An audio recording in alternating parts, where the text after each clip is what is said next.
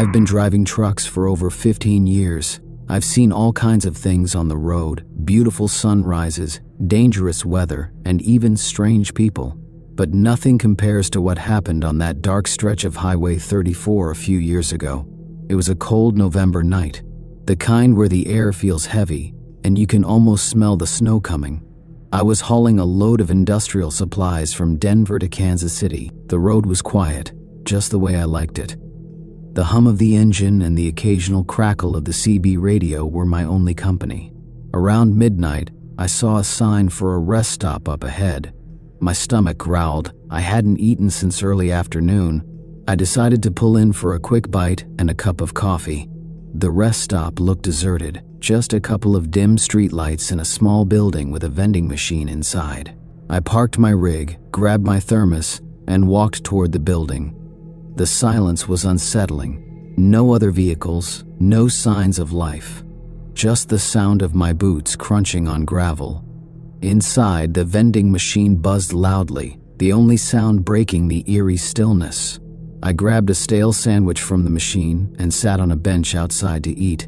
The wind had picked up, howling through the trees like something alive. As I sat there, I noticed an old man standing near the edge of the rest stop, just where the light faded into darkness. He looked frail, wearing a tattered coat that barely seemed warm enough for the cold night.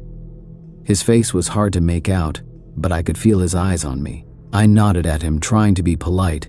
He didn't nod back. He just stood there, motionless. "Need a ride?" I called out, my voice sounding too loud in the empty night. The old man didn't respond. He simply turned and walked away, disappearing into the shadows. Something about him didn't sit right with me.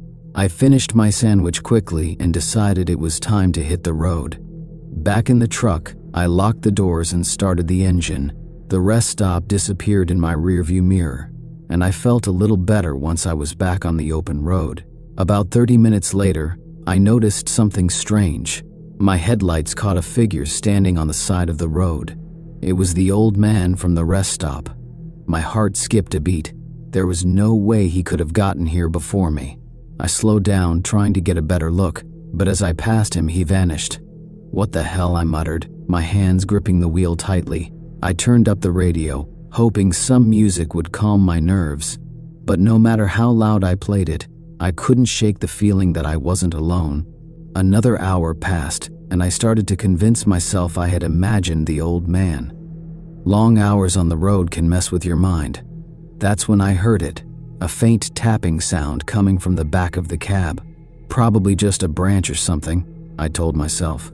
But the tapping grew louder, more insistent. I pulled over to the side of the road and grabbed my flashlight.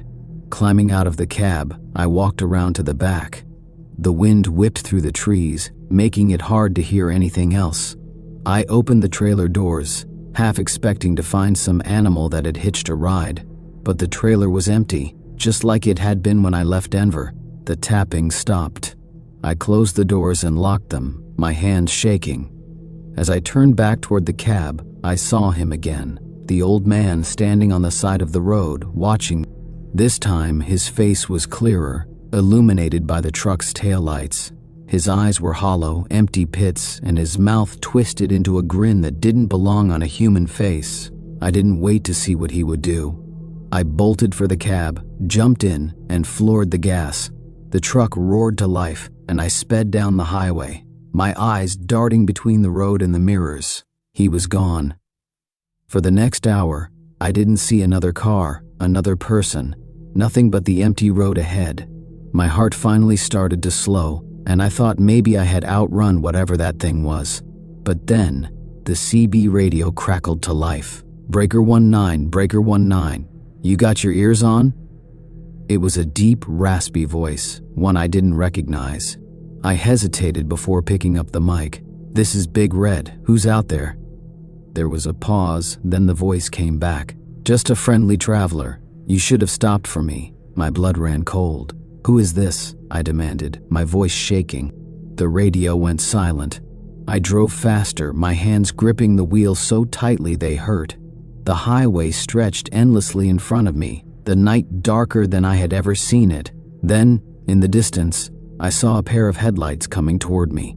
Relief washed over me. another driver, someone to share the road with. But as the vehicle got closer, I realized it wasn't a car or a truck. It was an old, rusted hearse. The hearse slowed as it passed me, and for a brief moment, I saw the driver. It was the old man, grinning that same unnatural grin. The hearse disappeared into the darkness, and I was alone again. I didn't stop driving until I reached Kansas City. When I finally parked the truck and climbed out, my legs were shaking so badly I could barely stand. I've driven that route many times since, but I've never stopped at that rest stop again, and I've never forgotten the old man on Highway 34. Some things on the road can't be explained, and some things you're better off not knowing. Even though I reached Kansas City safely that night, the experience left me shaken. I told myself I wouldn't let it get to me, that it was probably just my mind playing tricks after too many long nights on the road, but deep down, I knew what I had seen was real. For weeks, nothing unusual happened. I returned to my routine, pick up a load, drive across states, deliver it, and head home. The quiet nights were back to being just that, quiet. Still, a part of me was always on edge, checking my mirrors more often, glancing at the side of the road to make sure no strange figures were lingering in the shadows. One night, a few months later, I got another route that took me near Highway 34. The dispatcher asked if I was okay with it, and for a split second, I thought about saying no. But pride wouldn't let me back down. I wasn't going to let one creepy night mess with my career. The load was heavier this time, a full trailer of farm equipment bound for a rural town in Missouri. The schedule was tight, and I had to leave Denver in the evening, guaranteeing I'd be on Highway 34 by midnight. As the truck rumbled down familiar highways, I couldn't shake the sense of dread creeping over me. When the sign for Highway 34 appeared, my hands felt clammy and my pulse quickened. The road was just as desolate as I remembered, with nothing but darkness stretching out in every direction. I told myself I would keep my eyes on the road, not stop for anything, and focus on getting through the night. For the first hour, everything seemed fine. The truck hummed steadily, and I didn't see anything unusual. But then, the CB radio crackled again. "Breaker 19, Big Red," a voice said, soft and almost playful. I froze. It was the same voice. "This is Big Red. What do you want?" I forced myself to respond, my voice trembling. "You didn't stop for me last time." "Thought I'd catch up," the voice rasped, followed by a low, dry chuckle. I slammed the mic down, refusing to engage any further. The truck felt like it was closing in around me, the cab too small, the air too thick. The headlights cut through the darkness, illuminating the lonely road ahead. I checked my mirrors and saw nothing. No cars, no strange figures, just my trailer faithfully following behind. Then up ahead I spotted something in the distance. At first it looked like a pile of debris in the middle of the road, but as I got closer, I realized it wasn't debris. It was a person lying motionless, face down. My stomach dropped. Instinct told me to stop and check, but everything else screamed for me to keep going. "Help me," a faint voice whispered, though the radio was off. I slammed on the brakes. The truck hissed as it ground to a stop, the trailer swaying slightly behind me.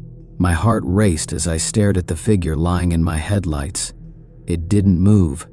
Grabbing my flashlight, I climbed down from the cab. My legs felt like jelly as I walked toward the figure, every nerve in my body screaming at me to turn back. "Hey, you okay?" I called out. No response. When I got closer, I saw the tattered coat. My blood ran cold. It was the old man. But this time, something was wrong. His limbs were twisted at impossible angles, like a broken doll. Yet his face turned toward me, his hollow eyes meeting mine. "You stopped this time," he rasped, his voice low and echoing in the still night. His mouth curled into that same horrific grin. I stumbled back, dropping the flashlight.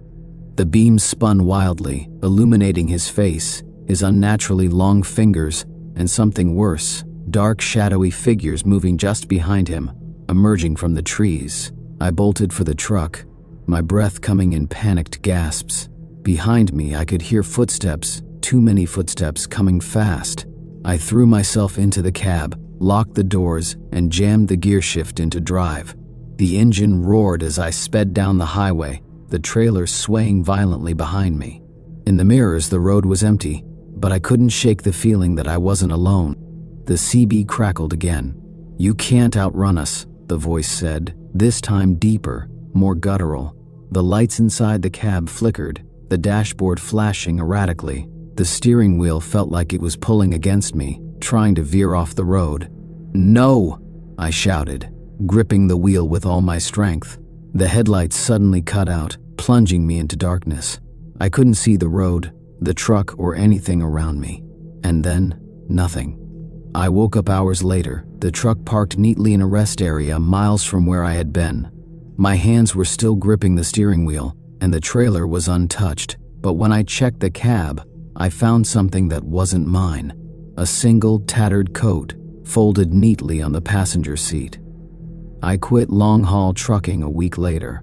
Now, I stick to local routes, far from Highway 34. But sometimes, late at night, I hear a faint voice on my radio, calling for Big Red. And every time, I shut it off. I thought I could forget what happened and leave it behind. I thought quitting the long routes would be enough. But the road has a way of following you, even when you try to stay put. A few months after leaving Highway 34, I settled into a new routine. Short hauls around the state, early mornings, back by evening. Nothing unusual, just simple trips from one depot to another. Life felt steady, almost normal again. But then, things started happening. Little things at first. I'd wake up in the middle of the night, certain I'd heard tapping on the window, but there'd be no one outside. Other times, I'd feel the faintest breath of cold air in the cab, even with the doors and windows sealed tight. The CB radio began to act up too. Every now and then I'd hear static, and then that voice, the same raspy, haunting tone. "Breaker 19, Big Red, don't think I've forgotten you." The first time I heard it again, I froze. I wasn't even near Highway 34. I wasn't anywhere unusual, just a familiar stretch of road outside town. I yanked the mic out of the radio, silencing the static. It didn't help. The next night, I found a note taped to my door when I got home. It was written in scrawled, barely legible letters. "We always find you." My heart pounded as I looked around, but the street was empty. No footsteps, no sign of anyone watching me. But the chill down my spine told me I wasn't imagining it. The incidents escalated. One morning, I walked out to my truck and found muddy handprints smeared across the windshield. Long, thin fingers, too many to belong to one person. And they weren't just on the windshield, they stretched across the doors, the hood, even the roof. I went to the local mechanic, Larry, an old friend who didn't ask too many questions. When I told him about the handprints, he chuckled nervously. "Probably some kids messing around. Couldn't have been more than a prank," he said, avoiding my eyes. "Kids don't have hands like that," I muttered, my voice tight. He stopped smiling then. "Look, Red, maybe take a break for a bit. Get some distance. You've been pushing yourself too hard." I didn't argue. For a week I stayed off the road entirely. I thought maybe the break would help me reset. But the shadows didn't leave me alone. One night, I woke up to the sound of my truck's horn blasting. It was parked in the driveway, right where I'd left it. I scrambled to the window and peered outside. The cab light was on. I didn't remember leaving it on. My first instinct was to call the police, but something told me it wouldn't help. Grabbing a flashlight and the crowbar I kept by the door, I walked outside. My breath fogged in the cold night air, and the street was eerily quiet. The closer I got to the truck, the heavier the air felt, like something unseen was pressing down on me. The light inside the cab flickered as I opened the door. The passenger seat was empty, but the tattered coat was there again. This time, a note was pinned to it. "You'll always be one of us." I didn't touch it. I slammed the door and backed away, my legs trembling. By now, I'd told a few close friends about what was happening, hoping someone would understand, or better yet, have an explanation. Most of them shrugged it off as stress or nightmares, all except for one. Jim, an old-timer who'd been driving even longer than me, called one evening after hearing my story through the grapevine. His voice was low and serious. "Red, listen to me. You're dealing with something that don't belong to this world. I've heard stories like yours before. Some folks say there are roads where time don't work right, places where the living don't belong. What do I do?" I asked, desperation creeping into my voice. "You need to find someone who can help you, a pastor, a shaman, someone who knows how to deal with this. But most of all, don't go back to that road, don't answer the calls, and don't stop driving if you see them again." His words haunted me. Part of me wanted to believe he was just pulling my leg, but deep down, I knew he was right. The final encounter came a few weeks later. I was driving late, a last-minute delivery that couldn't wait until morning. The roads were quiet, and I kept the CB turned off, just in case. Around 2 a.m., the truck's lights began to flicker. The engine sputtered, and I felt the truck losing power. Cursing, I pulled over to the shoulder and climbed down to check the engine. The road was silent, the only sound the faint rustle of wind in the trees. I popped the hood and shone my flashlight inside, but nothing looked out of place. Then I heard it. The tapping, slow and deliberate, coming from the side of the trailer. My throat tightened. I didn't want to look, but I couldn't stop myself. Shining the flashlight toward the noise, I saw them, shadows slipping along the edge of the trailer. Too tall, too thin, with elongated arms and no faces. The tapping grew louder, surrounding me. I stumbled back, nearly tripping over myself. "You're one of us now," the raspy voice said, echoing from everywhere and nowhere. I didn't stop to think. I ran back to the cab, started the engine, and floored it. The truck roared to life, the shadows receding into the dark as I sped away. When I finally reached the depot, the dispatcher asked if I was okay. I must have looked as pale as a ghost. "Yeah," I lied. "Just tired." But that night, I made a decision. I left the trucking life for good. Now, I work a regular job in town, far from the open roads. I sold the rig and never looked back. But some nights, when the wind howls and the house creaks, I hear it. The tapping. And I know they're still out there, waiting. I had been a trucker for over a decade when I found myself assigned to a route I'd never driven before. My dispatcher handed me the details with a shrug, saying it was a last-minute thing. The route was simple on paper. Drive through a long stretch of Highway 379, deliver a shipment of auto parts to a warehouse in Kansas and return. What could go wrong? Highway 379 wasn't your typical stretch of road. The first half of the trip went as smoothly as any other. My rig hummed along, and the miles rolled by. The sky was clear, and the road stretched endlessly ahead, bordered by fields of dry grass that swayed in the wind. But as I got closer to the heart of 379, things began to feel off. It started with the mile markers. I noticed that some numbers didn't seem to match the distance I'd traveled. At first, I thought it was just a mistake or that I'd miscounted. But then, I passed the same mile marker twice, mile 236. I slowed down, pulled over, and checked my GPS. It showed me exactly where I should be, but the highway seemed determined to play tricks. There wasn't another car in sight, just my rig, the highway, and the endless whisper of wind. "Maybe I'm tired," I muttered to myself, though I didn't feel it. I took a deep breath, got back on the road, and tried to shake off the weird feeling. But the longer I drove, the stranger things got. A few hours later, I decided to stop at a rest area. The lot was empty except for an old sedan parked in the corner. Inside the small building, the air was stale, and the fluorescent lights flickered like they were on their last legs. I washed my face in the sink and looked at myself in the mirror. That's when I saw him. Behind me, a man stood in the corner of the room. His clothes were old and tattered, and his face was pale, almost gray. He didn't move or make a sound, just stared at me through the mirror. "Hey," I called out, turning around. "You all right, buddy?" He didn't answer. His eyes didn't blink. "Listen, if you need help." Before I could finish, the lights flickered again. When they came back on, the man was gone. I checked every corner of the building, but there was no sign of him. My skin crawled as I walked back to my truck. I locked the doors and drove away, glancing at the rearview mirrors every few seconds, half expecting to see him again. Night fell, and the road seemed darker than usual. My headlights barely cut through the blackness, and the world outside felt like it had shrunk to the size of my cab. Then, the whispers started.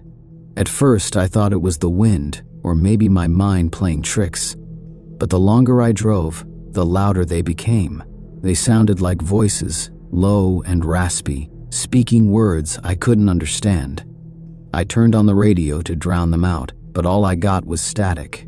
I told myself it was just my imagination, that I was overthinking. But then I saw the figure in the road. It appeared out of nowhere, a man standing dead center in my lane, staring straight at me. I slammed on the brakes, and my truck screeched to a halt, tires skidding on the asphalt. But when I got out to check, there was no one there. I scanned the area with my flashlight. The road was empty, and the dry grass on either side barely moved in the still night. I climbed back into the cab, heart racing, and decided I wasn't stopping again until I reached my destination. I arrived at the warehouse just before dawn. The place was eerily quiet, surrounded by fog that clung to the ground like a living thing. I backed my rig into the loading bay and waited for someone to come out and greet me, but no one did. After a few minutes, I climbed out of the cab and knocked on the warehouse door. It creaked open on its own. "Hello?" I called out, stepping inside. The interior was dark, the only light coming from a flickering bulb high above. The air smelled of oil and mildew. I walked deeper into the building, my footsteps echoing. That's when I saw them, rows of trucks, just like mine, lined up in the shadows. Each truck looked abandoned, their cabs empty, their trailers still locked and sealed. And then I saw something that made my blood run cold, a figure sitting in the driver's seat of one of the trucks. I approached slowly, my flashlight shaking in my hand. The driver didn't move, didn't react. When I got close enough to see his face, I froze. It was me. I don't remember leaving the warehouse. The next thing I knew, I was back on Highway 379, driving in the opposite direction. The sun was rising, but it didn't feel like morning. The road seemed endless, looping back on itself no matter how far I drove. Mile markers appeared in the wrong order, and the whispers in the wind grew louder. I tried calling for help, but my phone had no signal. The CB radio only crackled with static. And then, as the day turned to night again, I saw the rest area. My rest area. The same old sedan was parked in the corner. The same lights flickered above. I pulled in, heart pounding, and climbed out of the truck. The air was cold and still. Inside the building, the mirror was shattered, but I could still see my reflection in the broken pieces. And standing behind me, in every shard, was the pale man. He smiled this time. To this day, I don't know if I ever left Highway 379. Every time I think I've made it out, I find myself back where I started. If you're ever driving late at night and see mile marker 236, do yourself a favor, turn around, because some roads aren't meant to be traveled. Days, maybe weeks, passed. The concept of time became meaningless. On Highway 379, there was only the road, the whispers, and the suffocating sense of isolation. My logbook sat untouched. The clock on my dashboard blinked the same time over and over, stuck at 3:17. Every so often, I passed a landmark that looked vaguely familiar, a twisted tree, an old gas station, a dilapidated barn. At first, I thought these were clues, markers to show I was making progress, but I soon realized they were mocking me, repeating themselves like cruel echoes. The gas gauge in my truck never seemed to move. No matter how many miles I drove, it hovered at the same level. At first, this felt like a small mercy, but over time, it became another reminder that I wasn't in control. The voices changed too. The low, raspy murmurs began to take on clarity, as if they wanted to make sure I could hear them. They spoke in fragmented sentences, commands, warnings, threats, but always in that same language I couldn't quite understand. One night, just as my resolve was beginning to crack, I saw her. A woman standing on the side of the road, her thumb outstretched. She wore a simple dress and had a battered suitcase at her feet. Against every instinct screaming at me to keep driving, I stopped. Maybe it was the need for human contact, or maybe I thought she could help me. "Need a ride?" I asked, trying to keep my voice steady. She climbed into the passenger seat without a word. Up close, her face was pale, her features sharp but distant, like she didn't quite belong. "Where are you headed?" I asked, breaking the silence. She turned to me with a small, sad smile. "Same place as you." I didn't know what to make of that, so I kept driving. She didn't speak much after that, and I didn't press her. But I noticed things. How she didn't seem to cast a shadow under the dim cab light. How the temperature in the truck seemed to drop whenever she shifted in her seat. How the whispers outside grew louder when she was around. "Have you been on this highway long?" I asked, hoping to spark some kind of conversation. Her smile faded. "This highway's been waiting for you." My knuckles tightened on the steering wheel. "What do you mean?" Before she could answer, the truck shuddered violently, like something huge had slammed into the back of the trailer. I glanced in the rearview mirror but saw nothing except darkness. "Keep driving," the woman said, her voice suddenly sharp. The truck shuddered again, harder this time, as if something was clawing at the sides of the trailer. The metallic groans echoed like screams. "What's happening?" I shouted, but she didn't answer. Her eyes were fixed ahead, wide with fear. The whispers outside turned into a deafening roar, and I caught glimpses of movement in the side mirrors, shapes darting in and out of the shadows, too fast to make out. "Don't stop," she whispered, "no matter what you see." The thing behind us roared, a deep guttural sound that rattled my chest. I pushed the gas pedal to the floor, the truck's engine straining against the weight of the loaded trailer. The woman closed her eyes and began to hum a strange, haunting melody. The road narrowed, and ahead I saw a bridge. It was old and rickety, with no guardrails and a chasm of endless blackness below.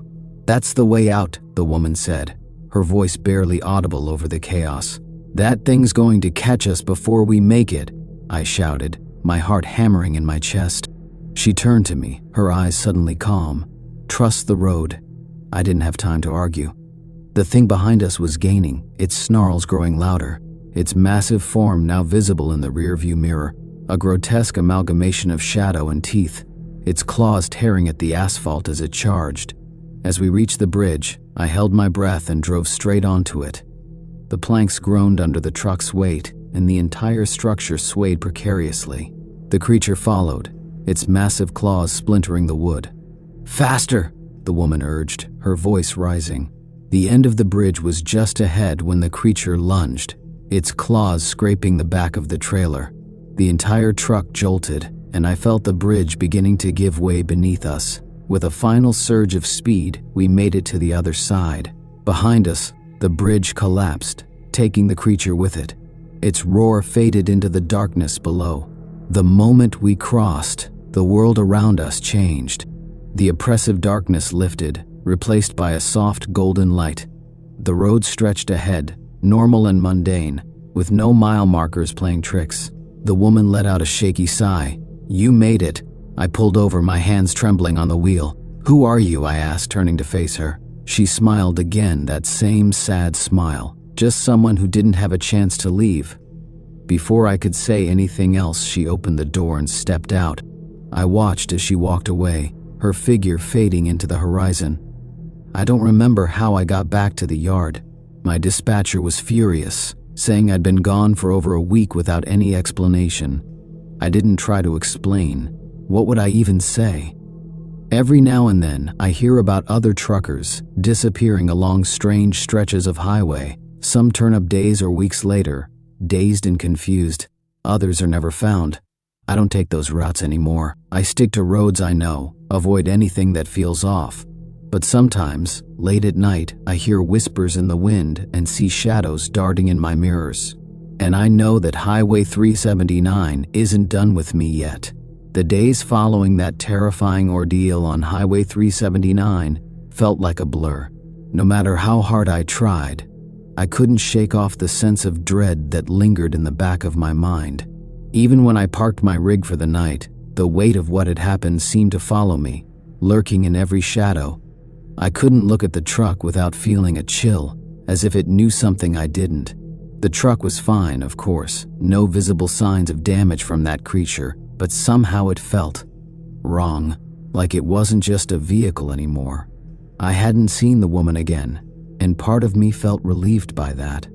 But another part, the part that still felt the rumble of the road deep in my bones, wondered if she had really gone, or if she was still somehow a part of this place, this twisted dimension of Highway 379.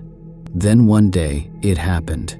I had just started my engine for a quick delivery route, a familiar and routine job, nothing special about it. But as I pulled out onto the road, the phone on the dashboard lit up. It wasn't a number I recognized. Instinctively, I reached over, my fingers trembling slightly, and pressed the green button. "Hello?" I said, my voice tight. "Just wanted to check on you," came the voice from the other end, smooth, familiar. It was a voice I had heard before, long ago, and I could feel my stomach tighten when I realized it was the woman's voice. Who is this?" My throat went dry. "You're not done yet," she whispered, almost too quietly for me to hear. "It knows you're trying to leave, but you can't. None of us can." I dropped the phone in shock, hearing a long, hollow tone from the line, and the call ended abruptly. I tried to gather myself, pressing the button to redial, but the call didn't go through. The phone buzzed briefly, and then turned off completely, unresponsive. Panic rose inside me like a tide. How could she know where I was? I hadn't even given the dispatcher my schedule.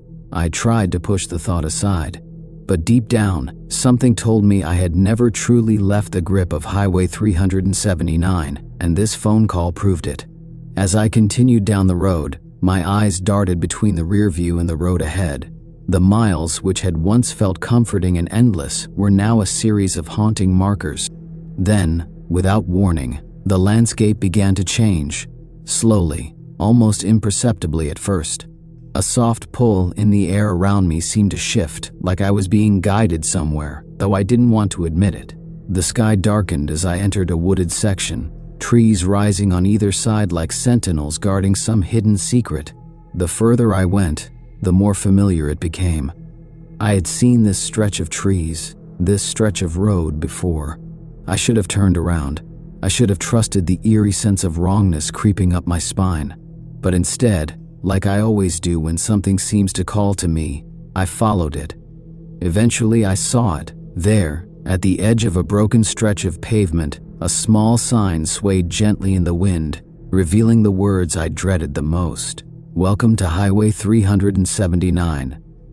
The hairs on the back of my neck stood up, and for a brief moment I froze.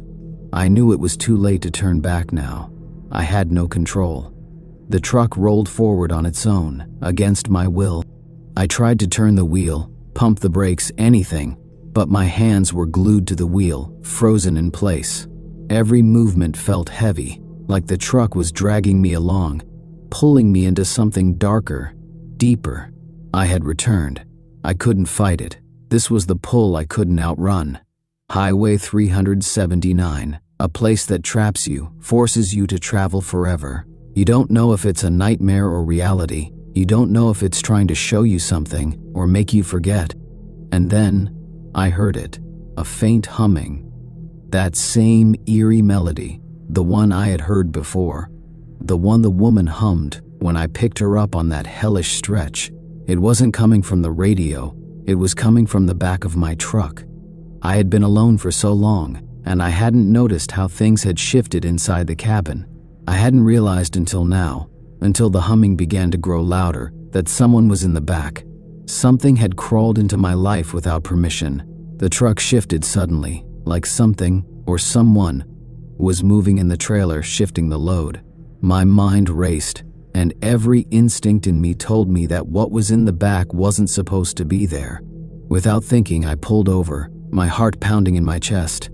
The hum was growing louder, almost like it was calling me, beckoning me to look, to confront whatever was inside the cargo hold. My hands shook as I crawled out of the cab, standing frozen in place, staring at the back of my trailer. The cool night air hit me with a blast, but my breath caught in my throat when I realized the back of the truck had opened, without me unlocking it. The doors were now swinging gently, creaking on their rusted hinges. With every step I took, the humming became clearer. A voice, a familiar voice, the woman's voice. It was no longer a melody but words, soft, patient, almost loving. "I've been waiting, you know." My pulse quickened. I never made it to the trailer. Instead, something, an invisible hand or an overwhelming force, pulled me back, pushing me away from the vehicle with a strength that I couldn't resist. I wanted to run. I wanted to turn and escape. But no matter where I looked, no matter how much I tried to move, the road stretched endlessly ahead of me. I was caught. The road knew me, and in a deep, twisted corner of my mind, I finally understood. The highway was alive. It was a place that devoured, that turned travelers into nothing more than lost souls trapped in its grip. Once you became a part of it, there was no way out. Days passed. Maybe it was days, maybe it was weeks, until my logbook once again sat in my truck, filled out with an unspoken journey I couldn't explain. The numbers on the page were the same as the first time I'd crossed this cursed road. They all blended into one long, endless stream of miles I couldn't escape. But I wasn't alone this time. The woman, no, the entity, was sitting beside me once more, this time dressed in my clothes. Her eyes, still hollow and haunting, smiled at me as I drove.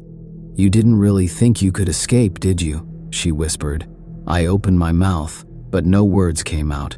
I had crossed Highway 379, and now I was the one who would stay forever, waiting to greet the next poor soul who happened to find it. The road would call them, and they would be driven in, just like I had been, by the road, for the road. And then the whispers would begin. "I no longer worry about where I'm going or when this journey will end. There's no destination for those like me, no exit. I've learned now that when you enter this road, when you pick up that call or follow that strange path, it never really ends, and in time, you won't care either." I've been a trucker for over 15 years. I've seen it all: storms, breakdowns, and late-night stops at creepy rest areas. But one night changed everything. It's the reason I refuse to drive after midnight anymore. It started as an ordinary haul. I was transporting a load of furniture from Denver to Salt Lake City. It was a long, lonely stretch of highway, but I was used to it. The night was clear, the road was smooth, and my thermos was full of hot coffee. About halfway through the trip, just past midnight, I came across a detour sign. The main highway was closed, and I had to take a smaller road that wound through the mountains. The road was narrow, with sharp turns and no street lights. I didn't like it, but there wasn't much choice. My GPS confirmed the detour would reconnect with the highway in about 50 miles. As I drove deeper into the mountains, the night seemed to grow darker. The trees pressed close to the road, their branches reaching out like skeletal hands. My headlights only pierced a short distance ahead, and every shadow seemed to move. That's when I saw her.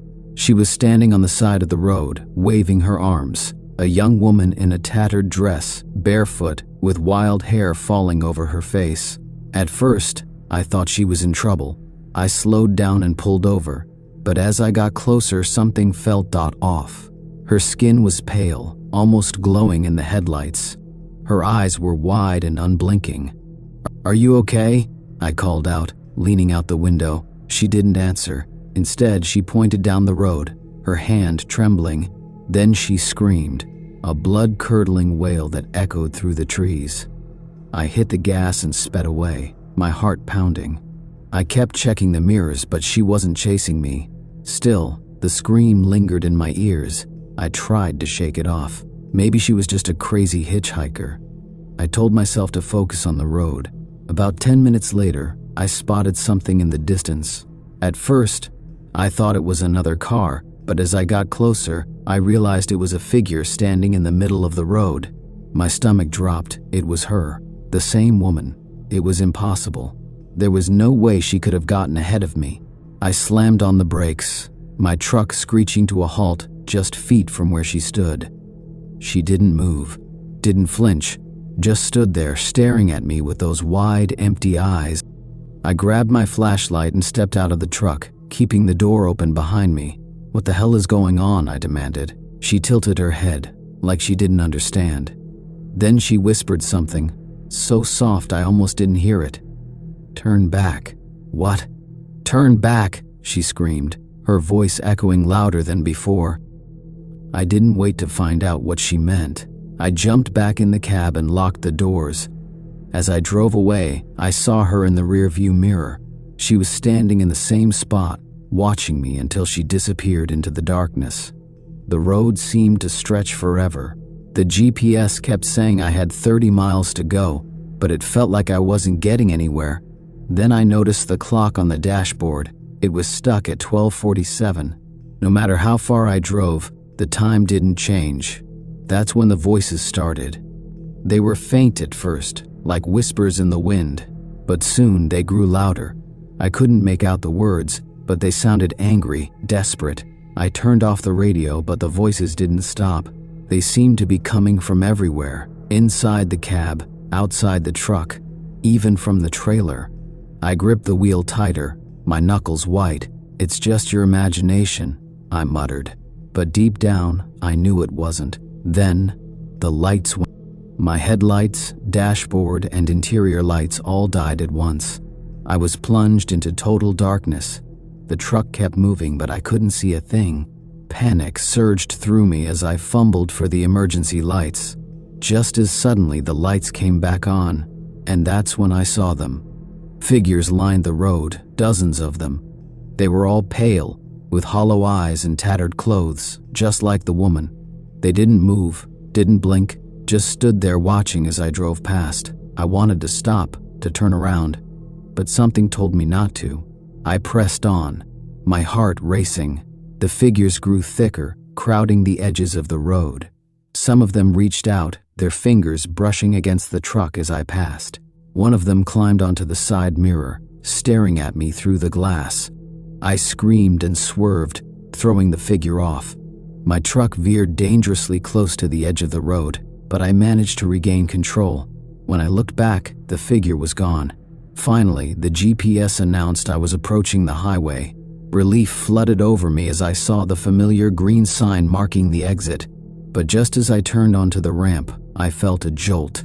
The truck shook violently, and I heard a loud thud from the trailer. I pulled over, my hands shaking. Grabbing my flashlight, I stepped out to check the trailer. The night was eerily silent. No voices, no figures, just the hum of the engine and the chirp of crickets. The trailer doors were slightly open. My heart pounded as I reached for them. Slowly, I swung them open. The trailer was empty. Every piece of furniture I'd been hauling was gone. Instead, the inside was covered in scratches like claw marks, and the words "turn back" were scrawled across the walls in what looked like blood. I didn't wait to figure out what it meant. I slammed the doors shut, jumped back in the cab, and drove straight to Salt Lake City without stopping. When I reached the drop-off point, the receiver was furious. He demanded to know where the load was. I couldn't explain it. I didn't even try. I quit that job the next day. Now I stick to daylight hauls. People think I'm crazy when I tell them this story, but I know what I saw, and I'll never forget the sound of her scream. For years after that night, I tried to move on. I didn't talk about it much, at least not to anyone who hadn't been out there on the road, because who would believe me? I convinced myself it had to be a mix of exhaustion and my imagination running wild. But late at night, when I was alone and the world was quiet, I'd hear things. Whispers, faint and distant at first, but gradually closer.